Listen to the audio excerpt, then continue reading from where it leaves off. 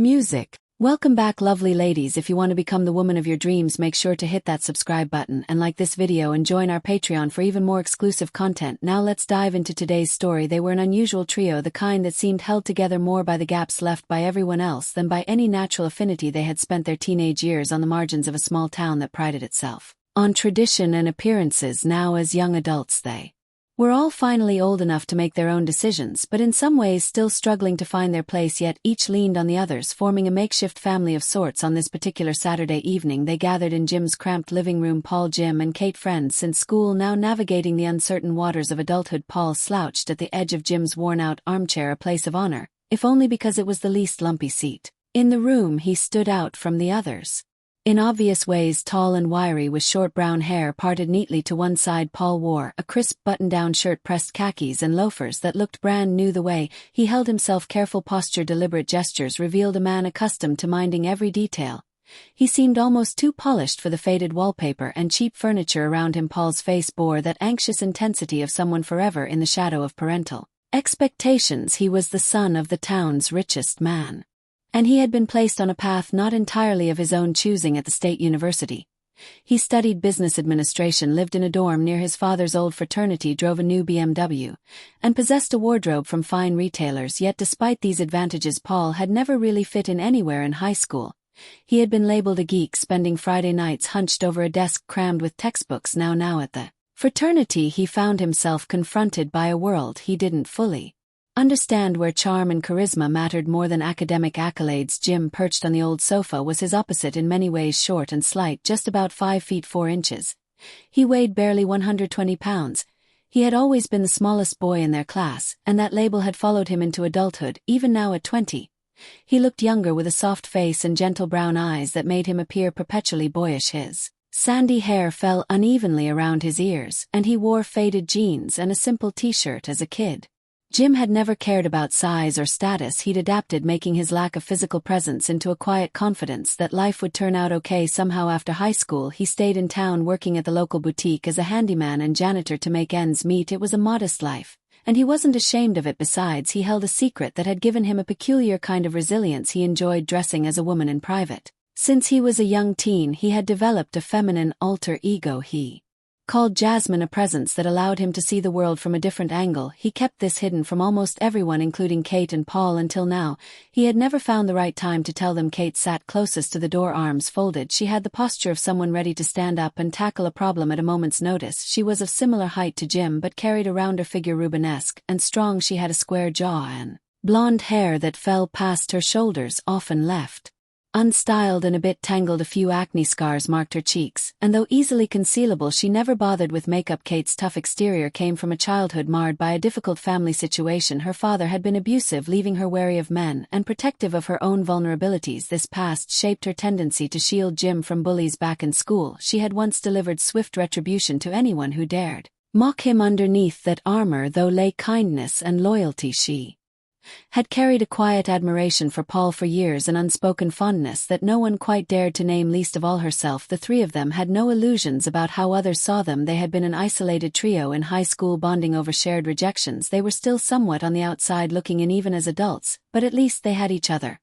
"All right, Paul," Kate said, breaking the silence. "Tell us why you called us all together." Her voice was clear, firm, and held the memory of all the time she had taken charge. Before Paul inhaled deeply, as if trying to gather courage. "My father got me into this fraternity, Alpha Delta Omega.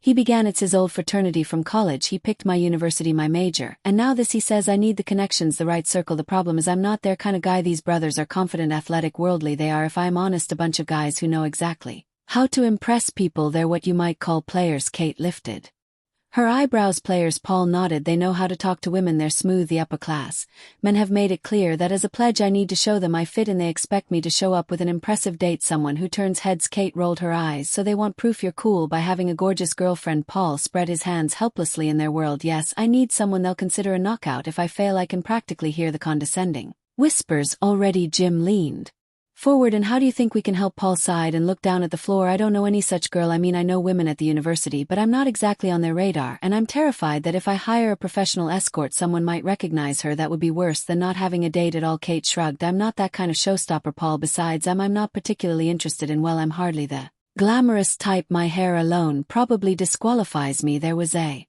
dry humor in her tone but also an edge of truth. She knew she didn't fit the mold of a glossy sorority girl. The room fell silent. Paul's desperation was palpable, and both Kate and Jim felt it. They knew how important this was for him. Years of friendship allowed them to read each other's moods. And right now Paul was anxious enough to try almost anything. Minutes passed, the quiet broken only by the faint hum of traffic outside. Kate tapped her foot. Jim fiddled with the hem of his shirt and Paul stared off into some distant worry. Then at length Jim looked up. He took a breath and cleared his throat. I might have a solution, he said softly, his voice a little unsteady. Both Kate and Paul snapped their attention to Jim.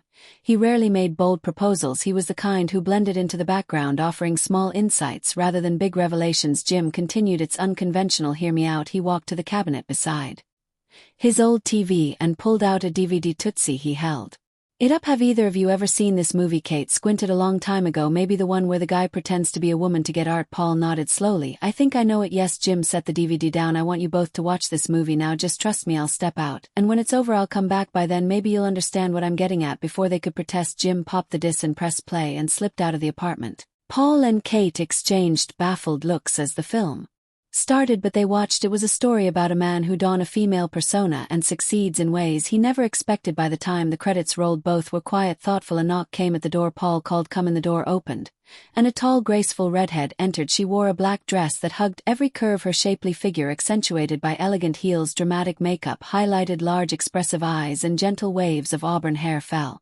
across smooth shoulders. She carried herself with a delicate poise that made it seem as if she had always lived in those heels. Kate and Paul simply stared speechless. The woman paused inside the doorway, lips curved in a playful smile. And then she spoke.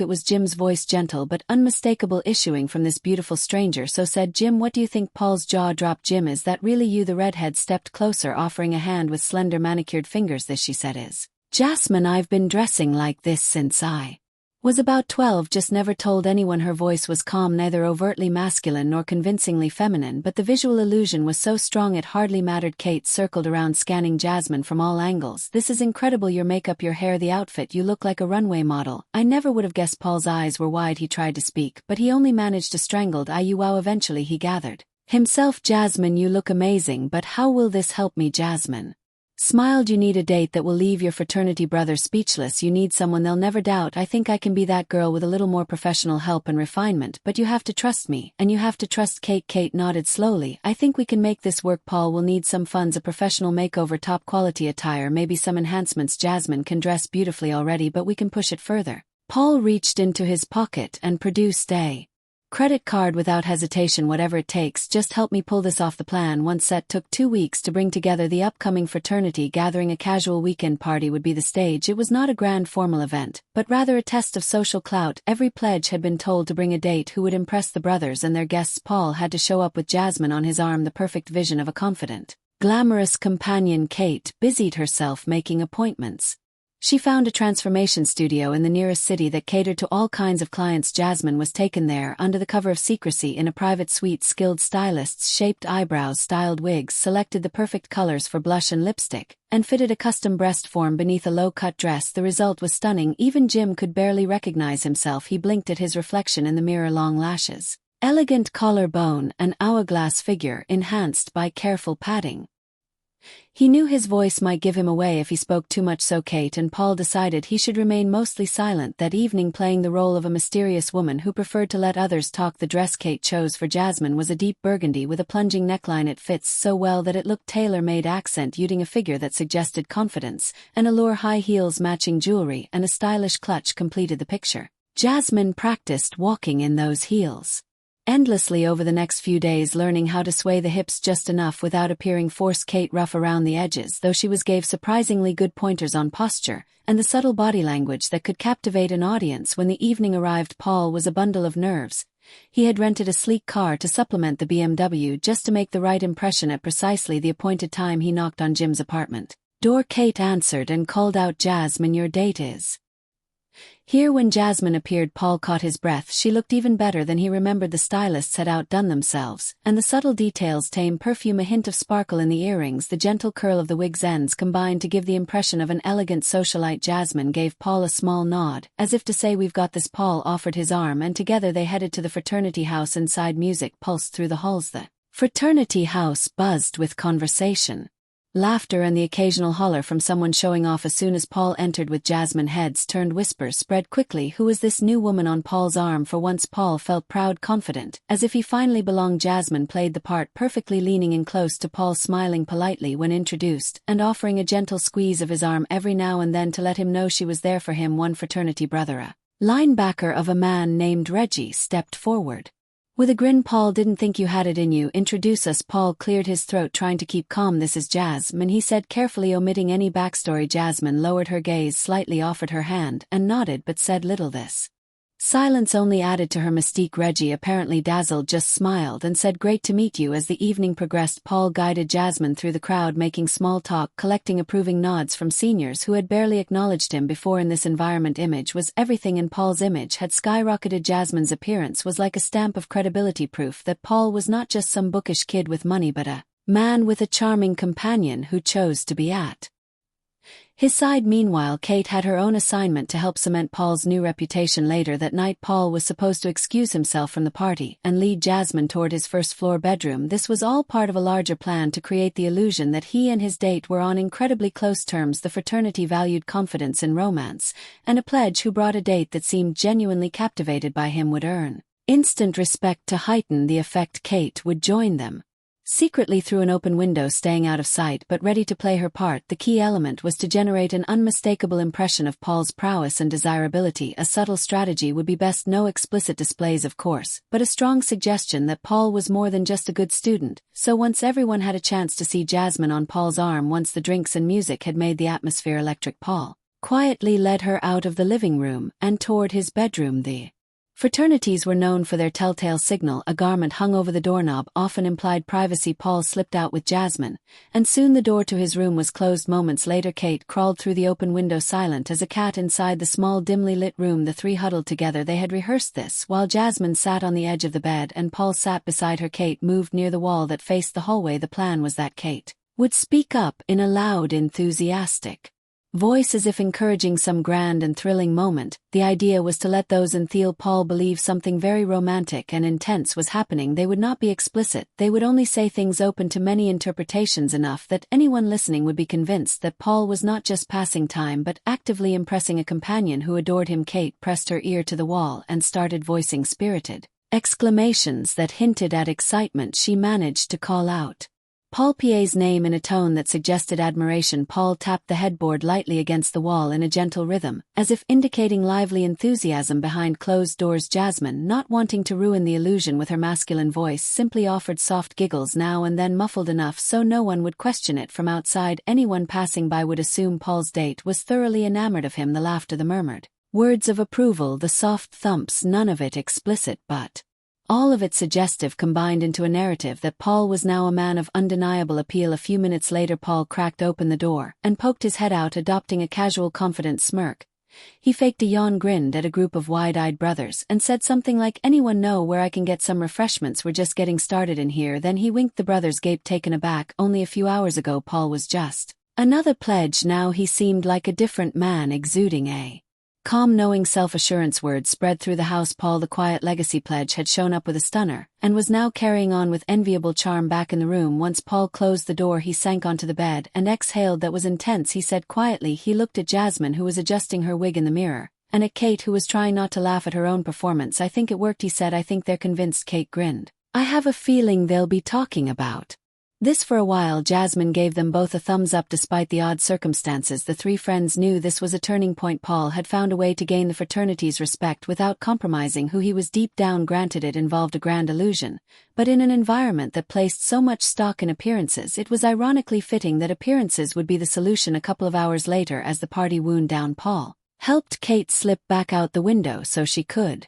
return home without being seen. He and Jazz lingered in the bedroom a while longer, waiting until the halls were quiet. They knew the story had taken root now. All that remained was for Jasmine to make a brief eye-catching exit to complete the evening's impression. Toward dawn, when a few brothers were still roaming the halls, they made their move. Jasmine stepped out in slightly rumpled attire, just enough to suggest a memorable evening. Paul escorted her through the living room, past open-mouthed Onlookers who gave him nods of approval or clapped him on the shoulder, some even offered knowing smiles as if to say you've earned your place here. As the two of them reached the car, Jasmine shot Paul a playful grin. Once inside with the doors closed, they both burst into quiet laughter. The pressure was gone, the plan executed perfectly. Paul started the car and drove Jasmine back toward Jim's place. On the way they passed early morning joggers and sleepy students headed for weekend shifts. The world was waking up, and the three friends were entering a new chapter. The aftermath of that night changed their dynamics. Paul, once timid and bookish, gained a subtle confidence.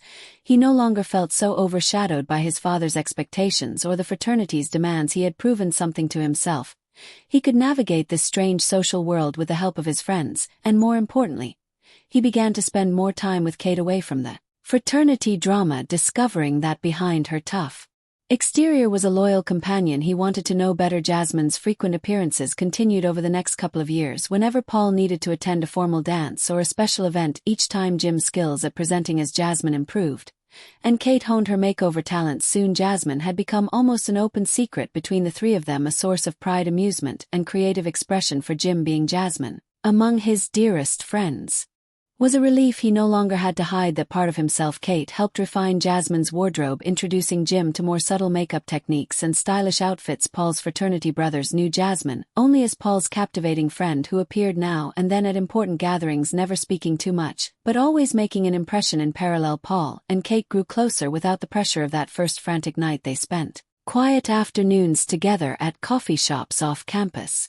getting to know each other on honest terms. Kate allowed herself to relax in his presence. Paul discovered that Kate's protective shell hid a heart that was compassionate and wise. He appreciated her humor, her directness, and the care she had always shown him. In Jim, Kate found in Paul someone kind and respectful, a man who cared about more than just appearances, and who beneath all the social anxiety had dreams of his own zone. Over time their friendship deepened into a quiet partnership. By the time of the fraternity's Christmas dance in their junior year, Paul decided to bring both Kate and Jasmine to the event. Kate had worked hard to improve her style under Jasmine's tutelage. She learned about flattering silhouettes, proper skincare routines, and subtle cosmetics that brought out the warmth in her face. Her blonde hair was washed, brushed, and styled into soft waves. That evening when Paul picked them up, he almost didn't recognize Kate. She stood tall and poised in a deep green dress, her eyes shining with anticipation. Jasmine, as always, was impeccable this time in a flowing champagne-colored gown. When the three arrived at the venue, Paul entered flanked by two striking companions. The whispers started again, but this time not in surprise at Paul's sudden charisma. Now people just accepted that Paul was a man of taste and substance, and that these two women, one a long-standing friend, the other a mysterious beauty, chose to accompany him. The reputation he had carefully cultivated blossomed. He wasn't mocked or doubted now, he was admired. As their college years progressed, Paul rose within the fraternity's ranks, eventually becoming the chapter president. His reputation as a man with refined social graces and good judgment earned him the respect of his peers. No one knew the full truth of how that had come to pass, how much he owed to Jasmine and Kate, but that hardly mattered. What mattered was that he had built a bridge to a world he once thought was closed to him. After graduation, Paul returned home and took over his father's company. By then he and Kate had officially started dating, discovering a shared sense of purpose and affection that only deepened over time. They often reminisced about those early days, the nervousness of that first party, the hilarious misdirections, and whispered, plotting the intricate efforts to present Jasmine to the world. Jim, still working at the boutique, now found he had a small clientele who trusted his fashion sense. With Kate's encouragement, he considered exploring a career in styling or makeup artistry. The skills he had developed as Jasmine were not just personal, they could be professional assets too. When Paul finally asked Kate to marry him, she accepted without hesitation. They planned a small wedding, intimate but elegant, where only their closest friends and family would attend. On the day of the ceremony, among the bridesmaids stood Jasmine, serving proudly as the maid of honor. That morning, Jim spent hours getting Jasmine's look perfect: soft curls, a subtle rose-hued lipstick, and a gown that complemented Kate's dress. Standing at the altar, the three of them formed a silent testament to their unlikely alliance. Here were three friends who had started life as misfits in a small town, who had faced challenges and grown together. In the photographs taken that day, one can see the groom tall and confident, holding the hand of his radiant bride. Beside them, the maid of honor with shining eyes, a reminder that sometimes you must take creative paths to find your footing in the world. The townsfolk, those who remembered them as awkward kids, might never understand all the layers of that story, but the three friends knew. As the reception wound down and the newlyweds danced, Jasmine slipped out to the garden behind the hall. It was a warm evening, the sky a gentle purple. After a few minutes, Kate and Paul followed, each holding a glass of sparkling cider. They stood in a quiet corner, the three of them, just like old times. But now transformed without words, they acknowledged how far they had come. The old insecurities were replaced by trust and mutual appreciation. Paul reached out and lightly squeezed Jasmine's hand. Kate looped her arm around Paul's waist in that soft twilight. They were no longer defined by the judgments of others. They had forged their own story, one of friendship, resilience, and shared growth. And if someone were to walk by and see them, they might just think, what a fine, loving family that maid did. You like the story? Hit that like button and tell me what you thought in the comments. Do you want to hear more stories? Subscribe and hit the bell for exclusive content and early access. Check out our Patreon. You can find the link in the description, or you can watch any of the videos shown on my right. Thank you for watching and see you in the next video.